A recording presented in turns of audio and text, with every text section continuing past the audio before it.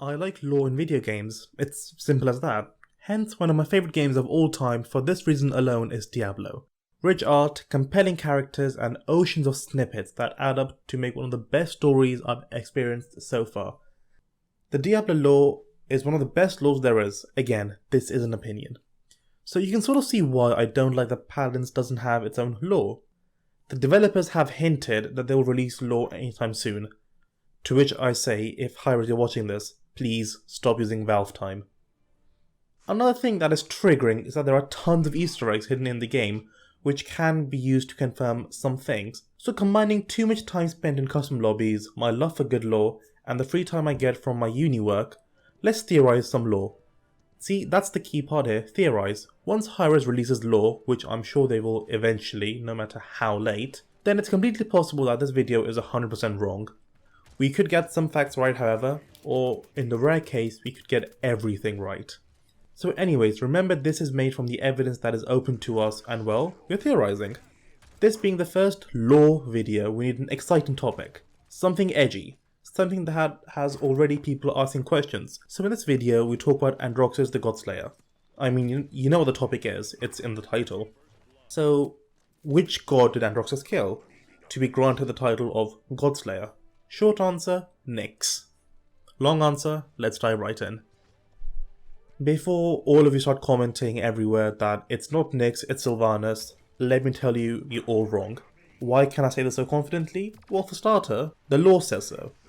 Never whisper the name of Androxus, the champion who once sat atop Skull Throne of Umbria and the mortals who dared to slay the god Nyx, lest the divines curse you as they have cursed him. Stories are told across Crosswind of how a mortal might slay a god, but only Androxus knows the punishment such an act might bring.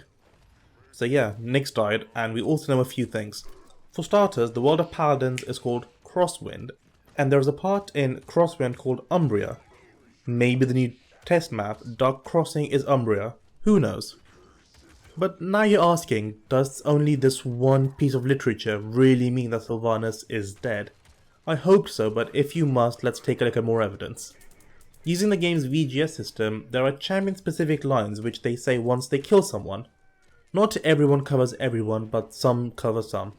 So as an example, if you look at Inara, the latest champion OB45, she has some lines directly related to other champions. For example, if Inara kills Makoa, she will say, "I am sorry, friend, but it is time you return to the ocean." That's good and all, but who is Sylvanus? Well, if you're asking this, then I know for a fact you don't play Smite. But then again, I don't play Smite. I just know this because I researched for the video and I'm also a huge nerd. Anyway, Sylvanus was a Roman tutelary deity of woods and field. Tutelary deity is just a fancy word of saying guardian or protector of a particular thing. In this case, woods and field and all the fauna that goes with it. Anyway, in Smite he travels on a tree, which you guessed it, it's Grover. So now back to the VGS system. If Androxus did kill Sylvanus, there would have to be dialogue. If Grover kills Androxus, something like Sylvanus, I avenged you, or vice versa would be just like your master died. There is no dialogue between these two, however, which is strange if Sylvanus is dead. The second and last piece of evidence comes from Grover himself when he kills an enemy Grover.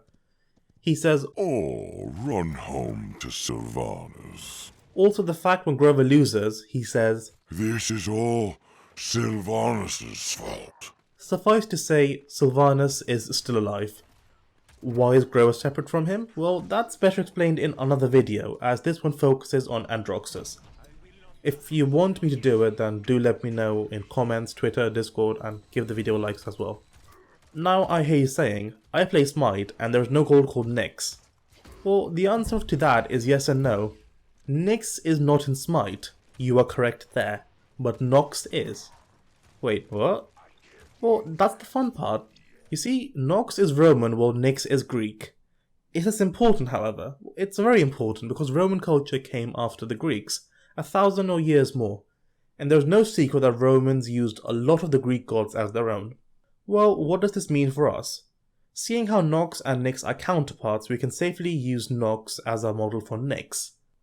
So from now on, if I say Nyx or Nox, I mean the same person. They are both the goddesses of night. I mean, there isn't much to add here, that's literally it. I am the one who knocks. I meant knocks. If we take a look at Androxus' voice lines, it becomes very clear because he says a lot of darkness-related stuff. Stuff like, I am the darkness. Your bow strikes only shadows. and Darkness draws near. I'm pretty sure you get the picture.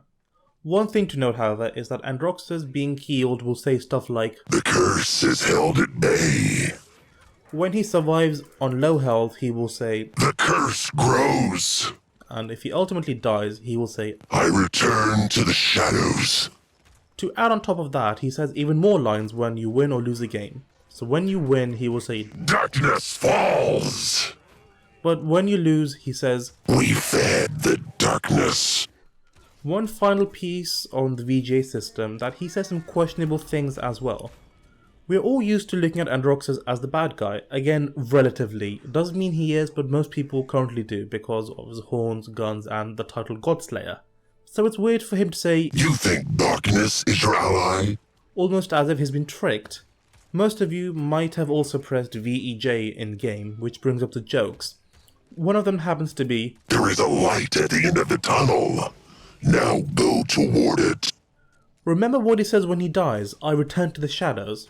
So if we couple that with the ally phrase, we can see that Androxus isn't joking here per se. Yes, it's funny for some guy who doesn't know or dig this deep into the lore, but if he dies and goes to darkness, why would he say go towards the light?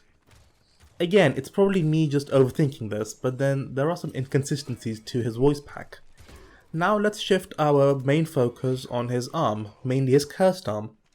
The design may seem generic, but when you look at it a lot closer, you will notice that it's Western. I'm not going to jump any conclusions and say it's a specific branch of the Roman culture. But why would I say this again?